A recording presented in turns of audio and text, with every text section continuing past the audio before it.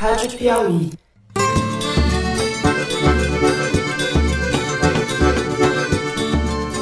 Olá, bem-vindos ao Foro de Teresina, o podcast de política da revista Piauí. Eu sou Fernando de Barros e Silva, diretor de redação da revista. Eu não tenho nenhum apego pelo cargo em si. Apresente tudo, vamos submeter isso então ao escrutínio público e se houver ali irregularidade da minha parte, eu saio. E meus amigos de bancada são o editor do site, José Roberto de Toledo, que está de volta depois de uma semana de férias. Opa, Toledo! Opa, Fernando, o espírito de Javaporco voltou para assombrar as plantações. Opa! Corresponder à confiança do presidente da República, depositou com a minha nomeação. É um grande amigo há 46 anos, mas fora a amizade, existe a parte profissional. E a repórter Malu Gaspar, recuperada da gripe que teve. Gripe? Opa! Pneumonia, meu filho. Pneumonia. Quase tive um treco, mas tô bem, gente. Tudo bem? Tamo Estamos aí. de volta, o trio Calafrio. Eu já tô por aqui, por ele. Fala que ele demita esse cara segunda-feira, ou eu demito você sem passar pelo Paulo Guedes. Bom, vamos aos assuntos da semana. A gente começa o programa falando do ex-juiz e atual ministro da Justiça do governo Bolsonaro, Sérgio Moro. Vamos tratar das novas conversas que foram reveladas pelo Intercept Brasil, da repercussão que isso teve em Brasília e da situação política de Moro, que neste momento, enquanto gravamos o programa, está na CCJ, a Comissão de Constituição e Justiça do Senado, dando um depoimento.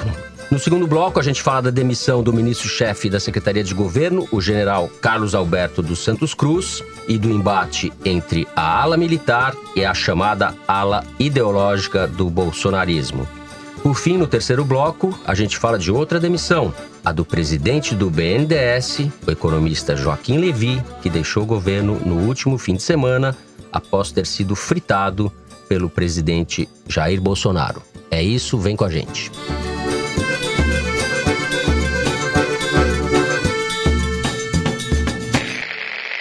Muito bem, o site Intercept Brasil divulgou essa semana novos trechos das conversas vazadas entre o ex-juiz Sérgio Moro e os procuradores da Lava Jato. Em uma das mensagens, trocadas em maio de 2017, Moro, na época juiz federal em Curitiba, sugere que o Ministério Público divulgue uma nota sobre o que ele chamou de contradições do depoimento que o ex-presidente Lula havia dado no caso do Triplex. Moro diz o seguinte, numa conversa com o procurador Santos Lima, abre aspas, talvez vocês devessem amanhã editar uma nota esclarecendo as contradições do depoimento com o resto das provas ou com o depoimento anterior dele, porque a defesa já fez o showzinho dela. Fecha aspas.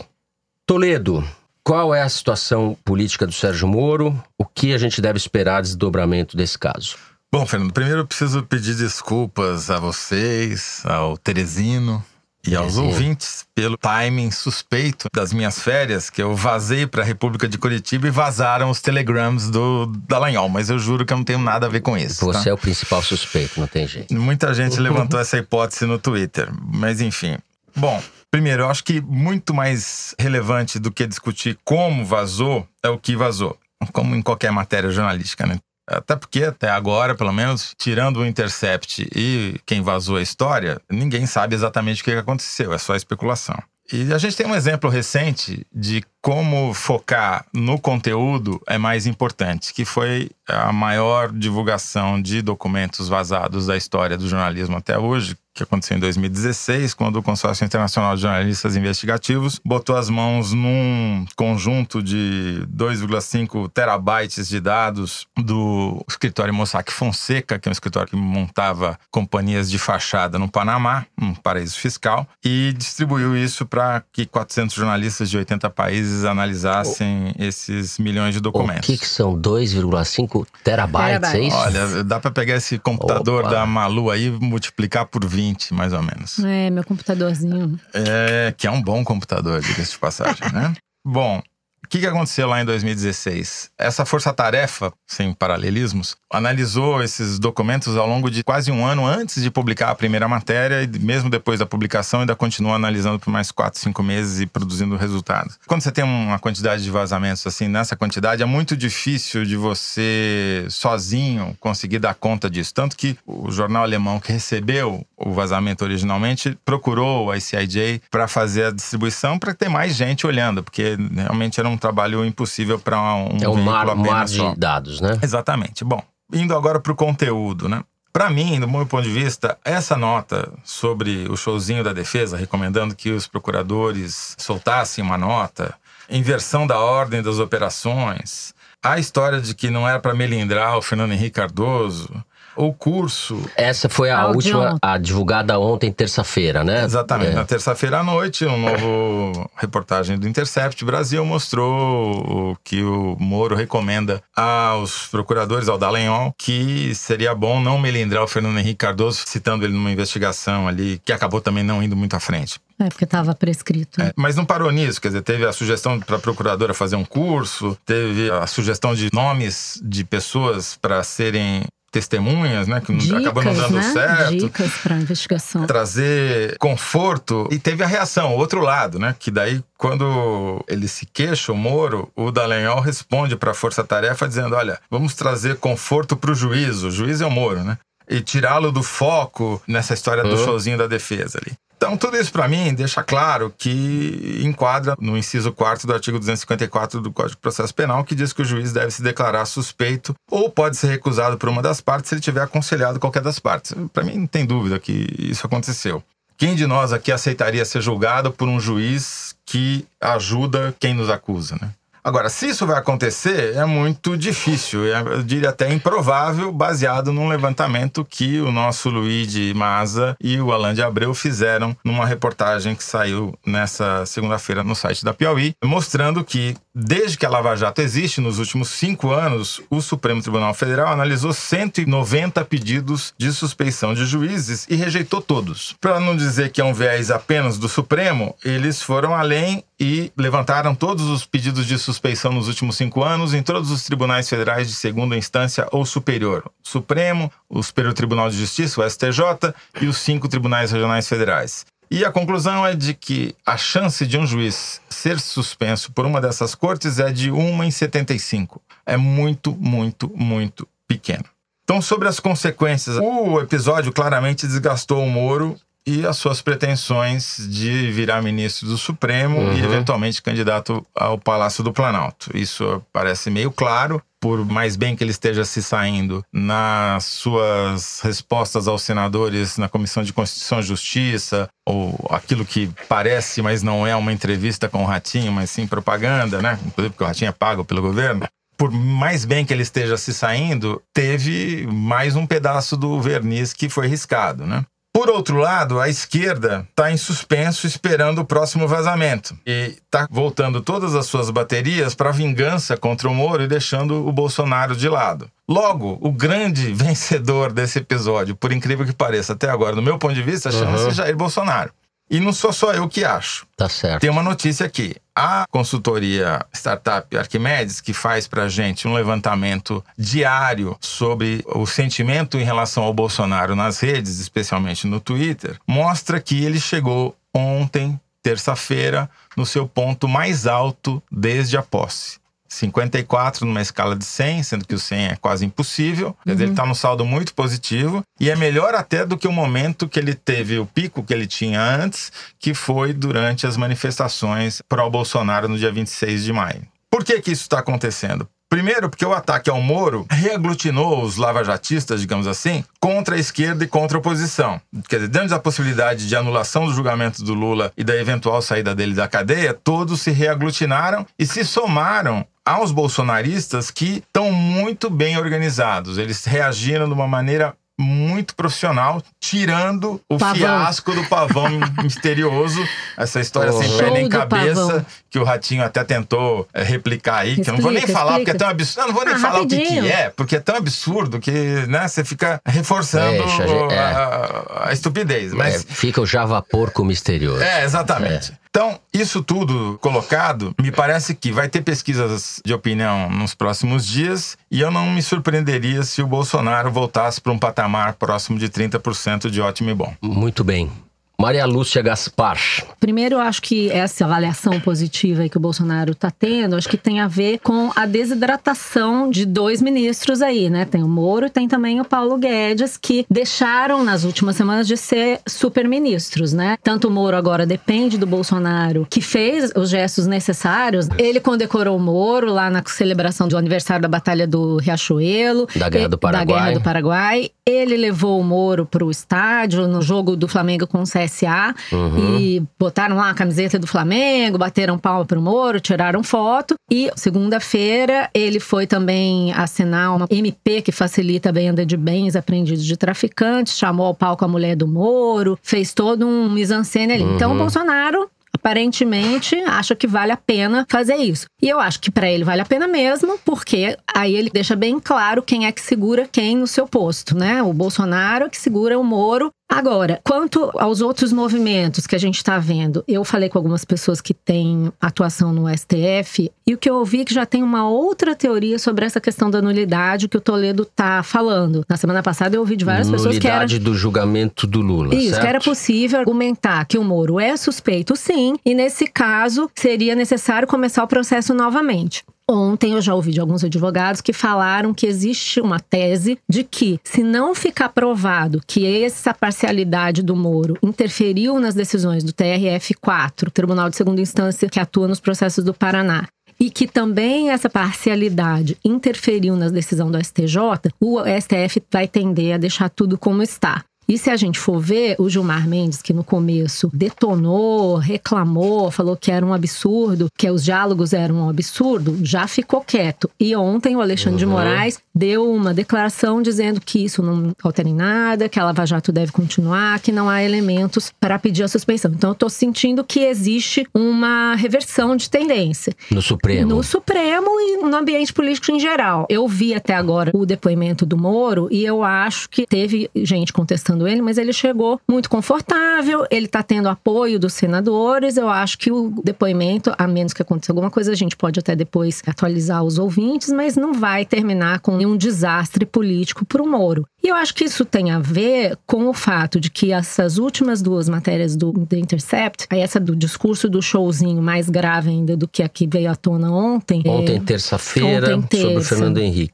Onde ele mostra que o Sérgio Moro está se queixando do envio de um processo do Fernando Henrique Cardoso para o MP de São Paulo. Eu acho essas 2 matérias, elas mostram coisas graves, mas elas não avançam porque já tinha sido dito. A gente já sabe que o Sérgio Moro atuou com parcialidade, a gente já viu ele tentando interferir na investigação, mas não é um fato além do que a gente já sabia, é mais um fato a mostrar o que a gente já sabia. Eu acho que isso mexeu com o ambiente político, tá todo mundo em suspenso. Hoje mesmo no Senado, Humberto Costa falou, vai vir mais coisa por aí. Todo mundo acredita que vem mais coisa por aí, mas ninguém sabe a gravidade, tá todo mundo meio esperando para ver o que vai aparecer.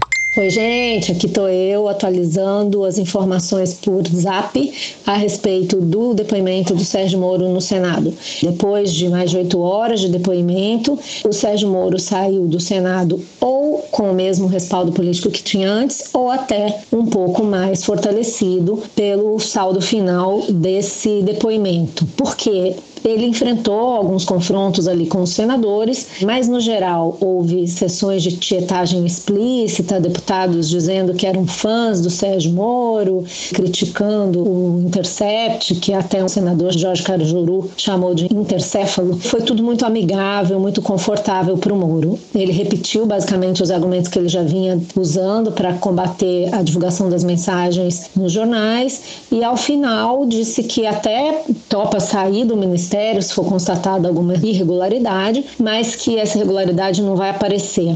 O fato é que ele foi muito confortável para o depoimento, talvez porque essas últimas revelações do Intercept não tenham conseguido colocá-lo no corner ainda. Então vamos esperar, semana que vem tem outro depoimento na Câmara dos Deputados e vamos ver se até lá a conjuntura política muda, mas por hora ele continua de pé, não caiu.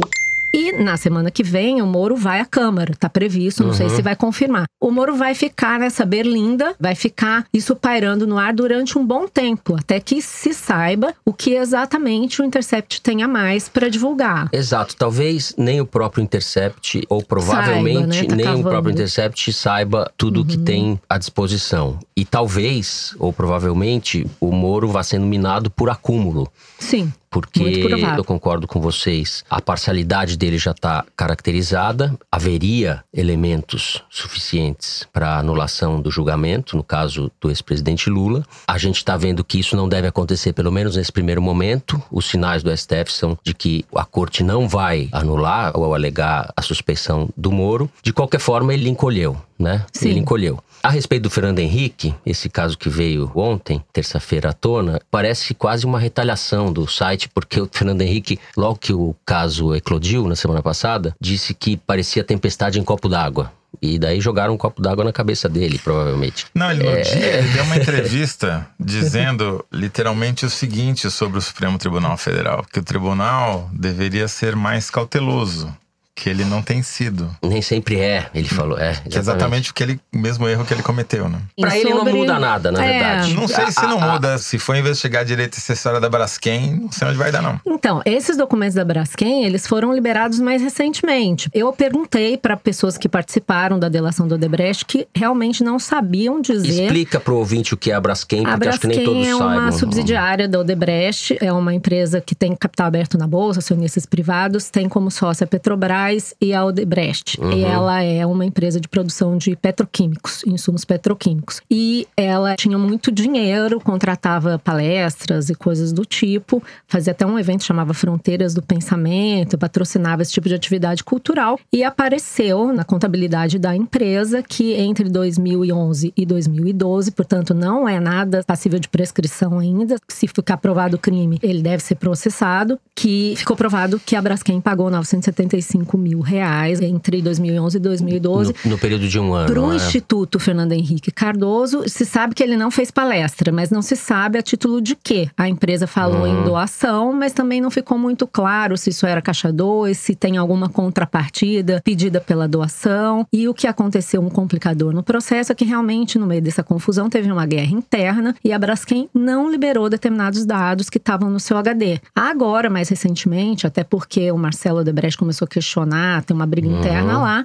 esses dados foram divulgados. Então a gente vai poder descobrir via e-mails, via contabilidade, se houve alguma contrapartida ou se foi, como o Fernando Henrique está dizendo, que teve uma doação e que foi declarado, que foi auditado pela Pricewaterhouse e agora Grant Thornton. Malu, você sabe de alguma ação direta da Lava Jato na Braskem, de alguma operação que tenha entrado nos escritórios, pego documentos, coisa assim? Sim, todas as apreensões que foram feitas na Odebrecht também foram feitas na Braskem, mas esse pedaço específico dos e-mails e dos dados financeiros da empresa, eles andaram por muito tempo fechados mesmo. Uma parte da empresa, alguns executivos se recusaram a entregar esses documentos. Aí há mil teorias conspiratórias, porque eles queriam se preservar, alguns advogados e tal. Mas o fato é que eles só foram entregues o acesso a esses HDs agora. Eles andaram dizendo que eles não tinham, que tinham sido apagados, eles inventaram várias justificativas. E agora foi liberado. Para você ter uma ideia da insistência deles com esses dados, a Braskem não conseguia fazer sua prestação de contas, a apresentação de resultados na Bolsa de Nova York.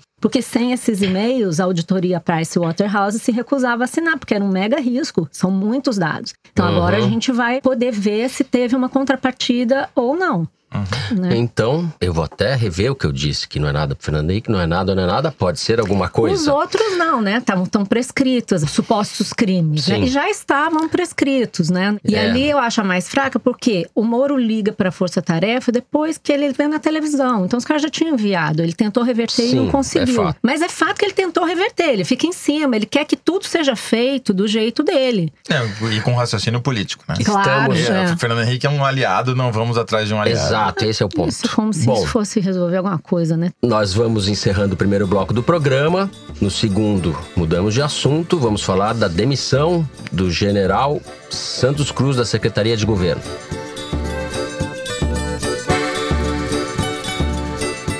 Muito bem.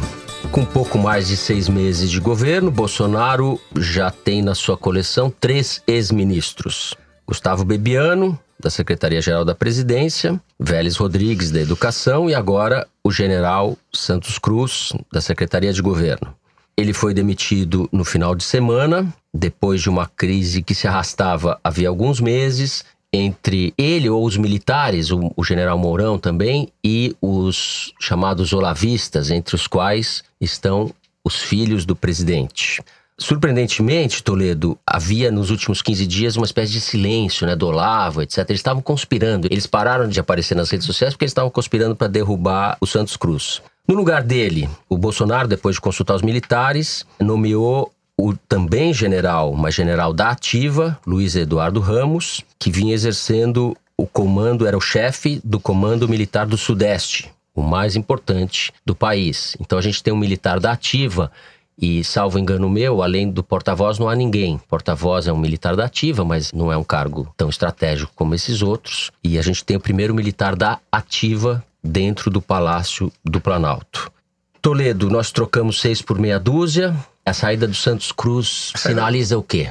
Para mim, a demissão, como ele mesmo admite, né? Ele foi demitido pelo presidente da República.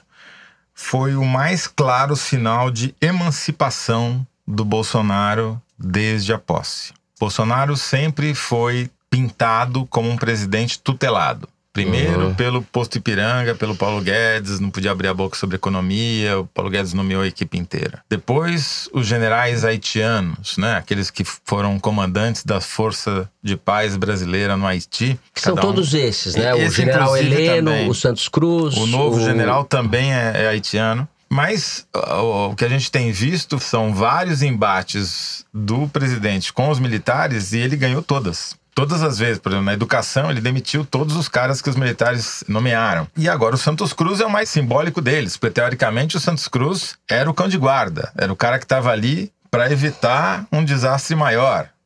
Então, quando o capitão demite um general, ele mostra quem manda. Tá? E o Santos Cruz, entre os generais, era aquele que não escondia, que tinha um certo desprezo pelo Bolsonaro. Os generais têm um certo desprezo, porque o Bolsonaro desertou, ameaçou soltar aquela bomba, nunca trabalhou direito, tem fama de vagabundo, nunca leu, é um ignorante, não respeita a hierarquia. E esses militares que chegaram ao topo da carreira têm um certo desdém em relação ao Bolsonaro, com exceção do general Heleno, que eu acho que é uma espécie de tutor mesmo do Bolsonaro. Acho que o general Heleno tá virando cada vez mais uma espécie de pet, né?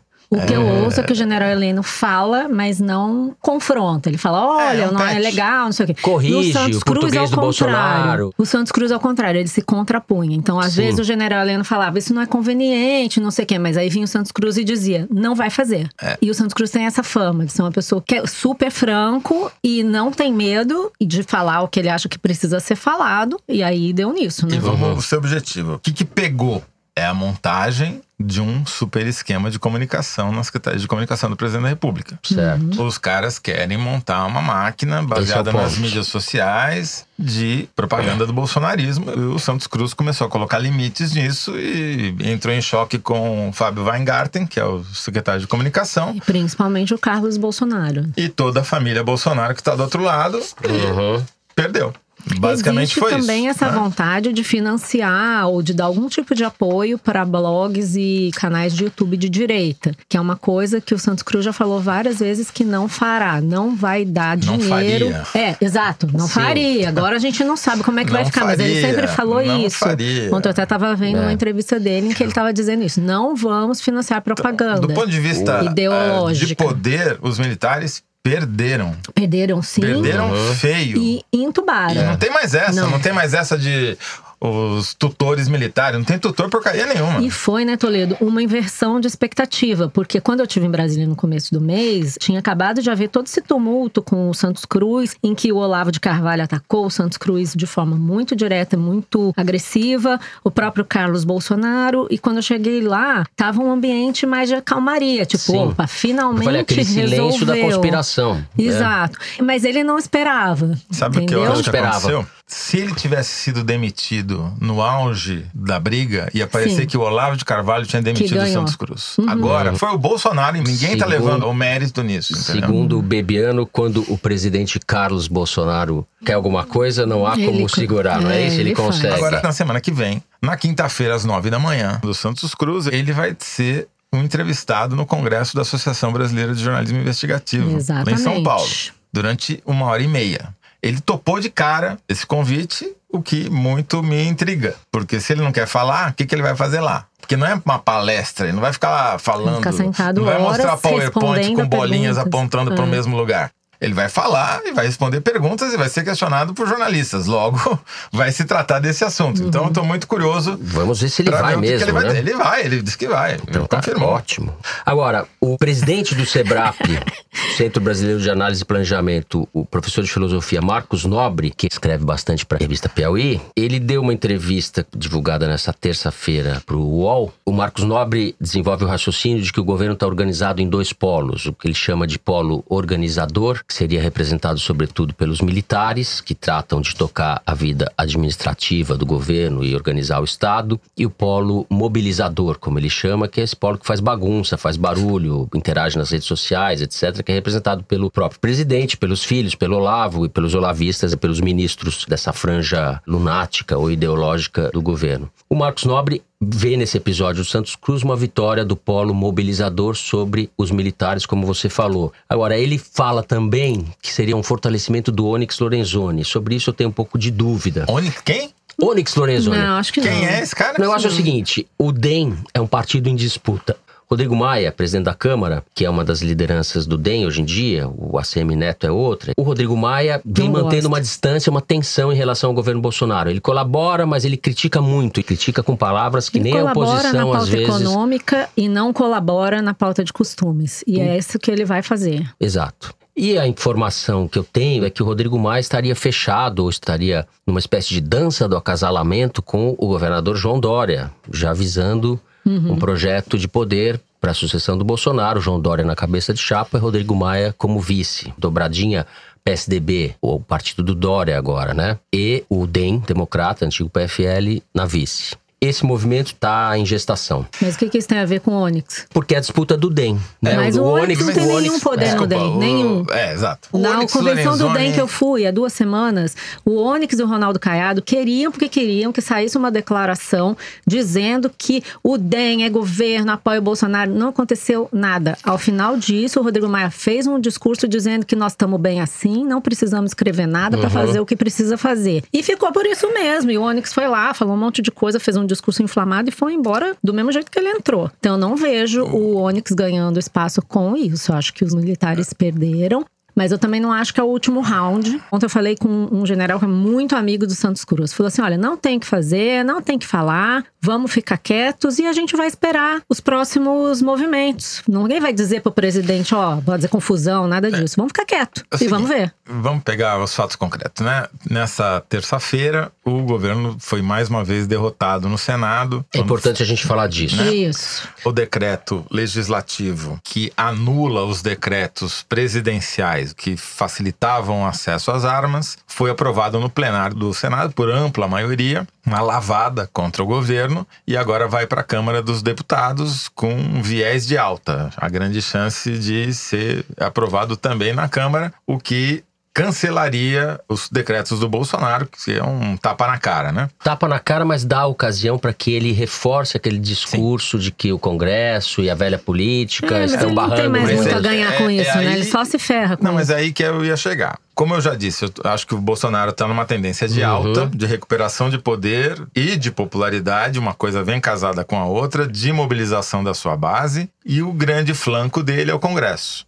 Só que lá, basta ele começar a ceder os cargos que o Centrão quer. E eu não acho que ele vai deixar de fazer isso. Eu acho que vai ser o próximo movimento. Posso estar enganado, estou fazendo um pouco de prestidigitação jornalística, que nunca é recomendável, mas todas as sinalizações que apareceram nas últimas semanas vão na linha do pragmatismo. E aí, talvez o Onyx Lorenzoni passe até alguma importância. Certo. Por enquanto não tem nenhum. Seria até um gesto racional do ponto de vista pragmático, mas eu vejo o Bolsonaro funcionando muito na chave da política do colapso permanente. Ele é o líder desse grupo mobilizador que o Marcos Nobre se refere. É ele. Ele só existe na polarização. Exato. Mas ele vai precisar usar os recursos tradicionais para aprovar a reforma da Previdência. Sim. O Marcos Nobre defende, inclusive, que um certo adiamento ou atraso atraso na aprovação da reforma da Previdência pode beneficiar o Bolsonaro com vistas à eleição do ano que vem, porque ele mantém esse assunto em pauta por mais tempo e pode entregar um resultado mais perto Discordo, mas a gente pode falar no próximo bloco. Com isso, a gente encerra o segundo bloco do programa e chega ao momento do número da semana. Nosso produtor Luiz Maza traz pra gente uma estatística tirada da seção Igualdades, que é publicada no site da Piauí, e nós comentamos. Luiz, qual é o número dessa semana? 4.936, Fernando. 4.936, Malu. Prossiga. Manda aí. O quê? Esse é o número de mulheres que foram assassinadas no Brasil em 2017, segundo o levantamento feito pelo Atlas da Violência. Embora os homens ainda morram em maior quantidade, os homicídios contra mulheres têm crescido no país. Para você ter uma ideia, Fernando, em 2007 foram registrados 10 assassinatos de mulheres por dia. Uma década depois, em 2017, esse número passou a ser de 13,5 mortes por dia. É inacreditável, né? O contra-argumento que a gente recebeu pelas mídias sociais, não, mas morrem não sei quantos homens por dia. Mas escuta. Homicídio a gente tá falando, né? Sim, morte matada. 14 mulheres assassinadas por dia. Que é isso? Elas não estão na guerra do tráfico. Em geral, elas estão ou em casa. Não muito é provavelmente. assalto. É lógico. É feminicídio mesmo.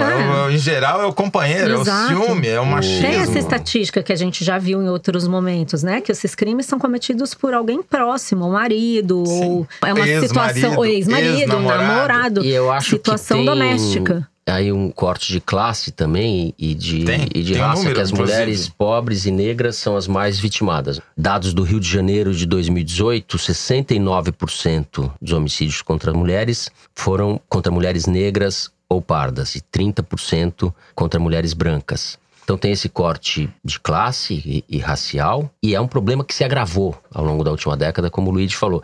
Esse é o problema maior, isso que é alarmante, né? A violência, que é um dado estrutural do Brasil, ela vem se agravando nesses casos, né? Tudo levaria a crer. 2007, o Brasil estava crescendo, governo Lula, tinha tudo para que esse tipo de fenômeno se atenuasse. Não aconteceu isso. Infelizmente, o Senado cassou o decreto, espero que a Câmara também, porque você ter arma em casa facilita esse tipo de crime. Facilita esse tipo de crime, evidentemente. Bom, agora sim, depois do número da semana, a gente passa para o terceiro bloco do programa. Vamos falar de outra demissão, desta vez do Joaquim Levy, ex-presidente do BNDES. O Ministério da Economia de Paulo Guedes teve a sua primeira baixa essa semana. No último domingo, o presidente do BNDES, o Banco Nacional do Desenvolvimento Econômico e Social, Joaquim Levy, pediu demissão do cargo, isso menos de 24 horas depois de ter sido criticado, fritado abertamente pelo presidente Jair Bolsonaro. Disse Bolsonaro numa entrevista: essa pessoa, o Levy, já vem há algum tempo não sendo aquilo que foi combinado. E aquilo que ele conhece a meu respeito, ele está com a cabeça a prêmio já há algum tempo. Fecha aspas.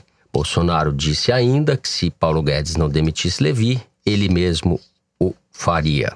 Levy pediu demissão. Para o seu lugar foi nomeado o economista Gustavo Montesano, que era da equipe do Paulo Guedes. Pode começar falando você, Malu. O que representa para o futuro do BNDES e para o Paulo Guedes essa demissão do Levy? Bom, primeiro eu queria falar do Paulo Guedes, porque foi marcante a forma como o Paulo Guedes entregou a cabeça do Levy quando o Bolsonaro fez essa declaração dizendo que estava porra aqui, né? Com esse Joaquim Levy. Porra aqui, coisa errada. O que eu soube é que foi uma surpresa que a coisa tivesse chegado a esse ponto. Já havia tensões no Ministério da Economia, porque o Paulo Guedes vinha cobrando que ele devolvesse o dinheiro que o BNDES pegou do Tesouro mais rapidamente, 126 bilhões de reais. E o Levy devolveu já uma parte do dinheiro. Ele devolveu 30 bilhões já desde que a gestão começou e tinha previsto devolver mais 23 bilhões de reais até julho. Então ele devolveria metade do combinado até julho. E a outra coisa que o Paulo Guedes vinha cobrando é que o Levy vendesse os ativos do BNDES mais rápido. E o que ele vinha apontando é que ele estava vendendo. Eles até divulgaram um número no relatório do banco no primeiro trimestre, que dizia que eles tinham já obtido 12 bilhões com a venda de ativos. Mas o pessoal do Ministério dizia que tinha que ser mais rápido, estavam insatisfeitos com isso, porque o Brasil está precisando de dinheiro, está quebrado, eles queriam que acelerasse isso.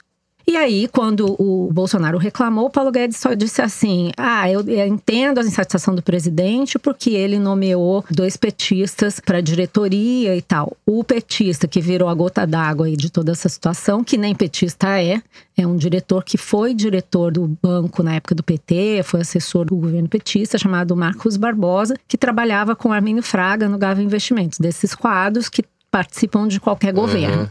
Na cabeça deles era petista. A minha questão com isso é o seguinte: para nomear o Joaquim Levy, o Paulo Guedes já tinha feito um exercício ali de convencimento do Bolsonaro. O Bolsonaro resistiu a nomear o Joaquim Levy para o BNDES e o Paulo Guedes segurou. De repente, quando o Bolsonaro se irrita definitivamente, o Paulo Guedes simplesmente deixa o Levy ir embora. Desse jeito, bastante humilhante, com essa fritura pública, que por mais que o Levy tenha fama de difícil, por mais que ele pudesse não estar fazendo o que o Bolsonaro queria, eu acho que você chama o cara, nem que seja pro presidente do BNDES dizer assim, não dá. Paciência, não fazer. Foi cena de sexo o que explícito. foi Mas feito. você devolve 126 bilhões, assim, parece que até tá lá sobrando no caixa do banco. Existe uma regra internacional do sistema bancário que se chama regra de Basileia, que determina os limites que a pessoa pode ter de dívida em relação ao patrimônio. E o que o Levy vinha dizendo é isso: eu vou devolver, mas eu tenho que devolver no limite das regras de Basileia. Porque se ele não obedece às regras, ele deixa de ser banco. Sim. É porque o governo Bolsonaro tem essa mania de achar que tudo pode ser na marra. Só que existem regras. O Brasil tem regras, o mundo tem regras, o sistema bancário tem regras. É por causa dessas regras que você consegue fazer um empréstimo internacional. Basileia, as coisas erradas, essa Basileia. Se ele devolvesse mais rápido que isso, ele estaria desenquadrado, como se chama no sistema bancário, de Basileia. Eu ouvi ontem, anteontem também, muita gente dando alternativas. Por exemplo, uma questão que pegou para o Paulo Guedes: vender as ações que o BNDES tem na Petrobras. Aí o Levy falou assim: não vale a pena vender agora, porque se eu vender agora vai cair demais o preço. É um bom negócio, é óbvio. E o medo que um sujeito que assume a responsabilidade por isso tem de, por exemplo, ser acusado lá na frente de ter vendido as ações da companhia tal na Bacia das Almas, para beneficiar um banco e tal. E é contra o interesse do BNDES. Aí vem uma discussão sobre qual é o preço que você pode aceitar. Você poderia vender ações mais baratas, mas será que nesse preço ele não seria acusado de estar dilapidando o patrimônio do Brasil? Tudo isso tem que ser medido e discutido de forma técnica. Não adianta você só chegar assim: quero que venda tudo.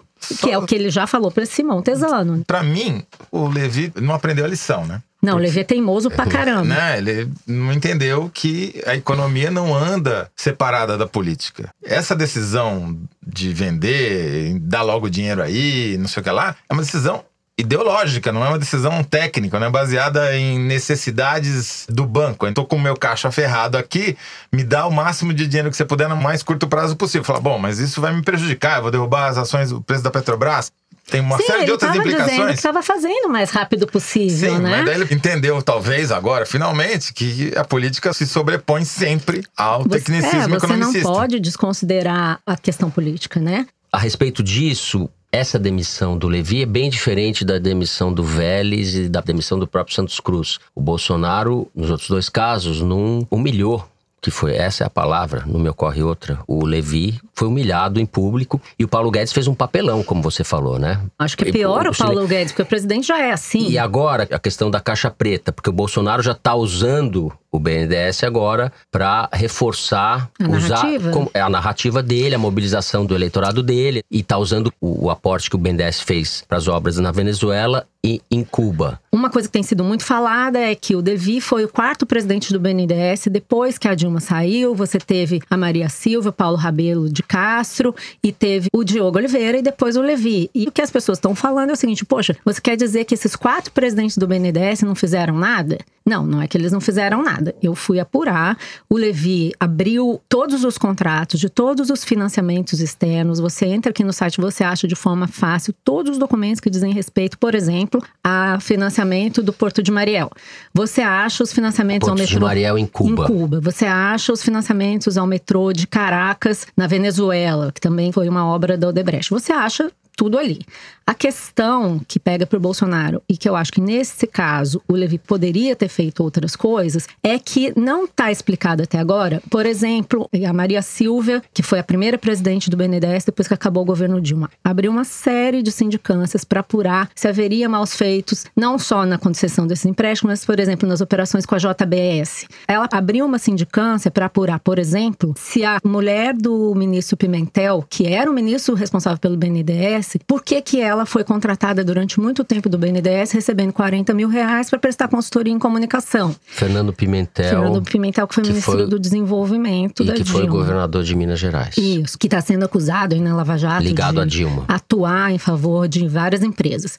Então, essas sindicâncias, eu me informei hoje com o BNDES sobre isso. Elas não estão disponíveis no site para acesso público. Por que não? Isso poderia ser feito. Outra coisa, o BNDES não tem uma corregedoria. Poderia ter. Outra coisa, falei com o procurador Ivan Marques, o procurador federal, que fez toda a investigação da Operação Bullish do BNDES. Ele agradeceu ao Levi, até falou, não, o Levi liberou todos os relatórios internos. A Operação Bullish, é bom falar, é uma operação da Polícia Federal. Que investigou todas as operações financeiras do BNDES com a JBS do Joesley e do Wesley Batista. O procurador leu os relatórios e achou que é um relatório frágil, superficial, que não vai a fundo, que faz, por exemplo, avalia se o BNDES pode indicar conselheiros para as empresas do Joesley. Mas ele diz que não tem problema em ter um conselheiro que, ao mesmo tempo, era conselheiro da empresa, mas no banco liberava o dinheiro do empréstimo. Isso é um conflito de interesse. Depois que ele saiu do banco, ele foi trabalhar onde? Na JBS. E no próprio caso da Venezuela e do Porto de Ariel,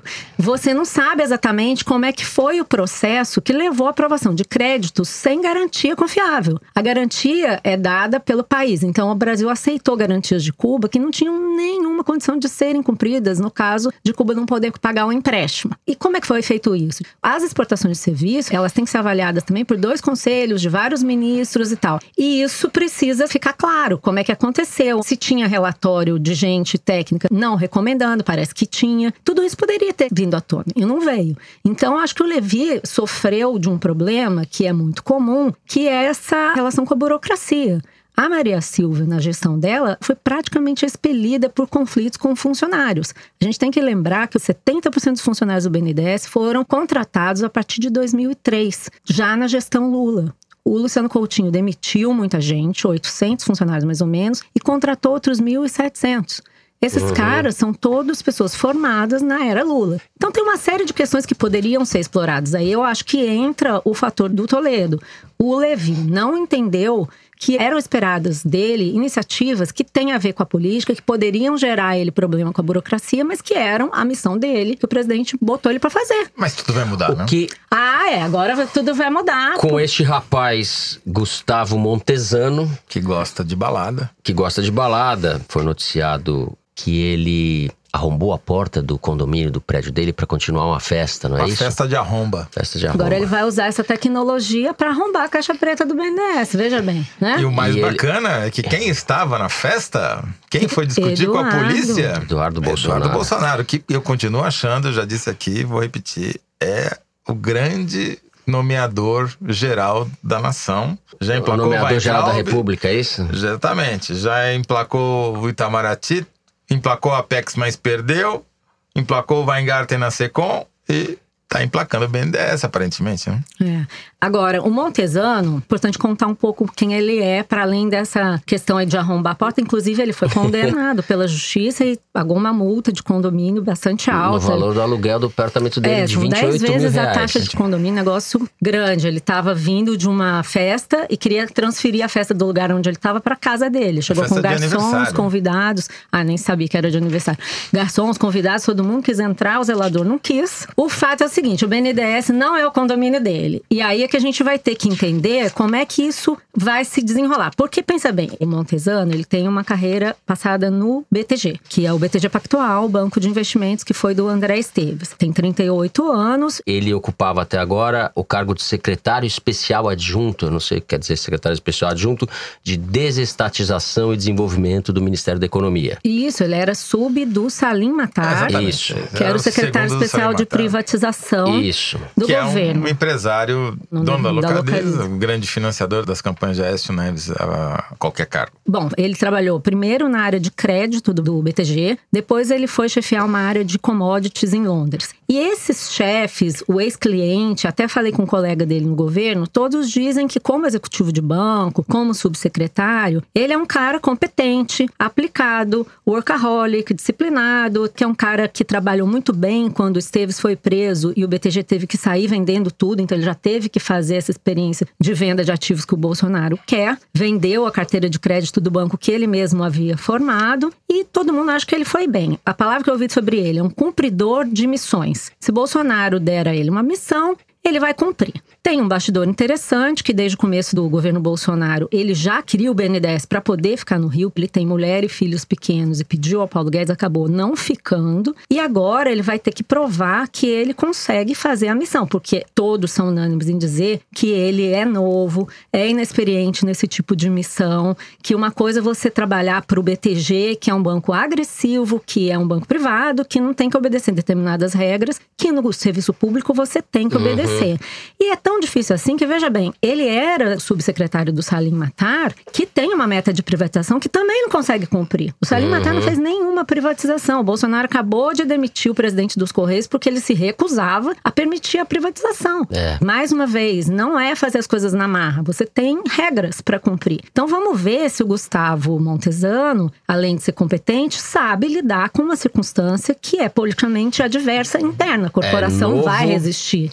É novo, é agressivo, ou seja, inexperiente, é a cara do governo Bolsonaro. E amigo dos irmãos Bolsonaro, foi vizinho. É importante também falar que foi daí que veio a indicação. O resumo do programa, se podemos falar assim, é a bolsonarização do governo Bolsonaro. Estamos vendo a bolsonarização do governo. Emancipação, né? Você tinha supostos tutores que foram aposentados. Não vai ser simples amansar a fera, como dizia o Paulo Guedes, né? O Bolsonaro que tá amansando o Paulo Guedes, né? Exatamente. O Bridão mudou de boca. Coitado do Paulo Guedes, falou aquilo, Malu, no seu perfil. A Malu fez um perfil com o Paulo Guedes durante a campanha eleitoral ainda, em que o Paulo Guedes dizia: ele já é um outro animal, estou percebendo, já amansar, outro animal etc. Foi o Paulo Guedes, né? Que inclusive brigou com o Congresso, hein, agora. Um gatinho. Virou um gato cachorrinho. Exatamente. Miau. Muito bem. Tá complicado, complexo. Miau. A gente termina assim o terceiro bloco do programa e chega ao clímax. Não é o clímax, para mim é um momento humilhante sempre, esse do Kinder Ovo. Mas o Toledo eles estão escapou. Se esforçando para acabar com a nossa moral. O Toledo escapou na última semana, não precisou passar vergonha aqui, tentando adivinhar a voz do ilustre deputado Fred Costa, Toledo. Foi sensacional. Dani Di, solta o som aí, por favor.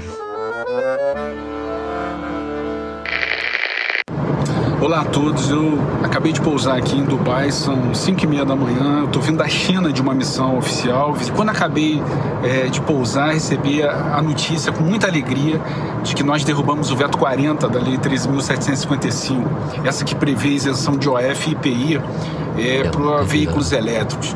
Estou muito feliz. Essa é a tendência no mundo. Visitei várias cidades na China, Hong Kong, Shenzhen, Xangai, Pequim. Todas elas o governo incentiva a aquisição de veículos elétricos.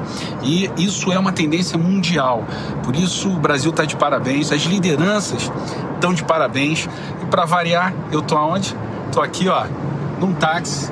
Aqui em Dubai eu só ando de táxi em qualquer lugar que eu vá no mundo. Então queria mandar esse abraço a todos vocês, parabéns, essa é mais uma vitória popular, né? Da categoria, pode ter certeza, o meu gabinete é o gabinete do taxista, eu sou muito agradecido a todos vocês, um abraço para você e para sua família, tchau, tchau. Quem é o Posso chutar? Pedro Paulo.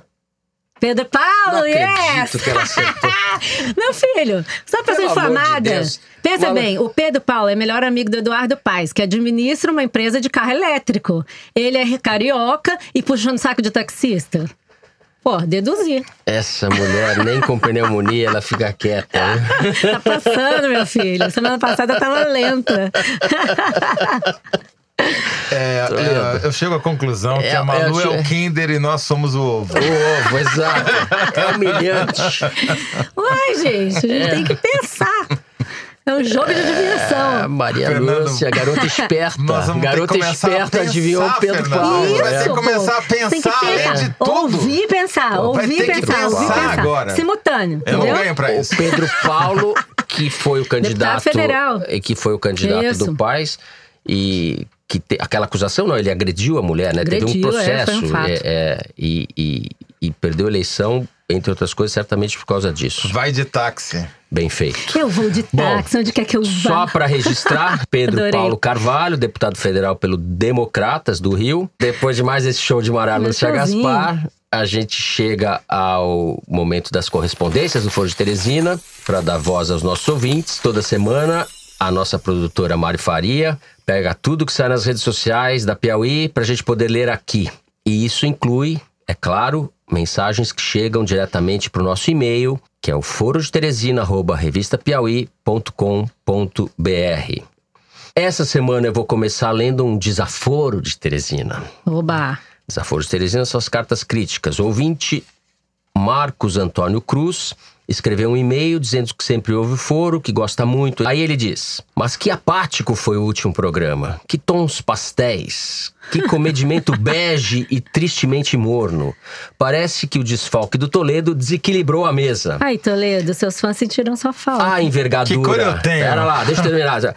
A envergadura das competências jornalísticas da Malu parecia sustentar nos ombros o peso de um lavajatismo melancólico. Oh. Ouvi um Fernando despido de seus adjetivos cortantes como instrumentos cirúrgicos. Isso é um desaforo, é quase uma declaração de amor. Não é pra não, produção. né? Eu entendi muito bem o que ele falou. Talvez a gente tivesse sido menos enfático do que uma parcela dos nossos ouvintes gostaria. Queriam ver o circo pegar fogo, né? Toledão, o povo tava no parquinho. de férias, eu nem vou falar onde. Eu estava perdendo uns quilos perto de Curitiba. Essa coisa Agora burguesa de spa, fala a verdade. Tô aqui com um correio elegante. Curioso, viu, Fernando e Malu? Parece que a gente está atingindo um público inesperado com o Foro de Teresina. Bom, a pessoa, por razões óbvias, não se identifica. Vocês vão entender o motivo. Aspas. Dos momentos locais em que ouço o Foro de Teresina, um deles é durante meu descanso de almoço no quartel. Ixi. Sou oficial da aeronáutica e o foro é uma espécie de alimento para os meus castigados ouvidos, que ouvem à mesa do rancho disparates e reproduções de fake news infantis. Já apliquei o foro a outros colegas e sigo tentando semear lucidez nesse terreno delirante. Forte abraço. Bom, ferrou, né? A gente vai sofrer um processo da justiça militar agora. Não vai ter outro caminho, né? Muito bom. Eu gosto, não tem o nome, né? Subversão, não. Não tem o nome. Nosso, ele é da... Vamos chamar oficial nosso aviador forista. Tem também aqui o e-mail do Marcelo. Ele diz: um olá direto do Tahiti. Aí, ó, tá melhor que você, Toledo. É um grande prazer estar com vocês, morando tão distante do Brasil. Na próxima quinta, minha amada e eu estaremos em lua de mel, em Moréia, e com vocês contemplando as nuances de turquesa do mas na lua de Lagoon. mel não precisa ouvir o foro na lua de mel. Não tem Deixa coisa melhor pra fazer na lua de mel. Eles gostam. Será o primeiro foro de Maria Cláudia Silvia. Peço saudações de boas-vindas. Grande abraço. Chega mais, Maria. Agora, pô, muito chique, né? Tahiti, não sei o quê. Eu ouvi de caviar, né? O Toledo lá na República de Curitiba, passando fome, e os caras lá no Tahiti. Bom, eu vou ler aqui uma reclamação. Eu com pneumonia, nossa vida é sofrida. Uma reclamação que a gente recebeu do ouvinte João Vitor Costa. Ele disse que na última semana estava ouvindo o foro no ônibus 457, aqui no Rio de Janeiro, a caminho da UFRJ, Universidade Federal. Mas quando foi olhar a hora, abre aspas, lá estava a foto do Bolsonaro todo sorridente. Isso porque quando estou ouvindo algo no Spotify, a foto do programa fica com tela de bloqueio no meu celular. Já pensou se alguém acha que estou sendo guiado pelo Olavo? Por favor, rasurem um pouco a foto para que saibam que eu sou do time dos idiotas inúteis. Ixi, batom na cueca essa João tela, hein? Vitor. Queima filme. Depois de eu me corrigir nisso daí, não falei que é inútil, exagerei. Fernando, se me permite, tenho que responder aqui um tweet que foi enviado pela ouvinte Esther GKN.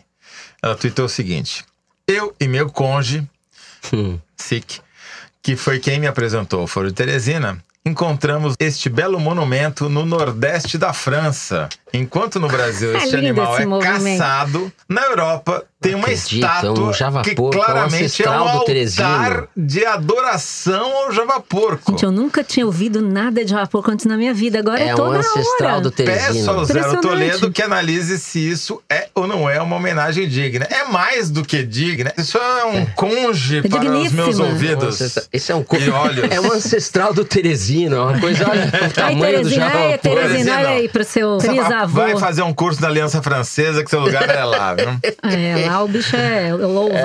Aliás, tem vários ouvintes indignados porque em Itatiba, no interior de São Paulo, se aprovou uma lei que libera o abate de capivaras. Crueldade. E o Supremo tá para analisar aí um pedido que libera a caça de modo geral, que vai pegar também os parentes do Teresino. E temos aqui os nossos ouvintes indignados pedindo que a gente se manifeste. Como eu já disse, o movimento javaporquista não é contra, não é a favor, muito pelo contrário.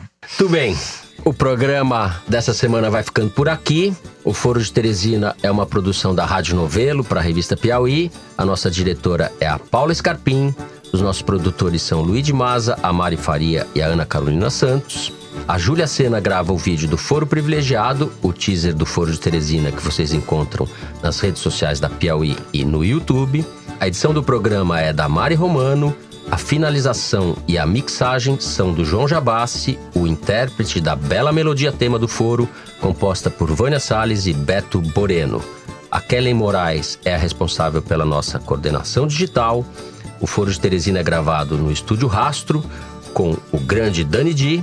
Eu sou Fernando de Barros e Silva, agradeço mais uma vez a companhia de José Roberto Toledo. Miau! Epa!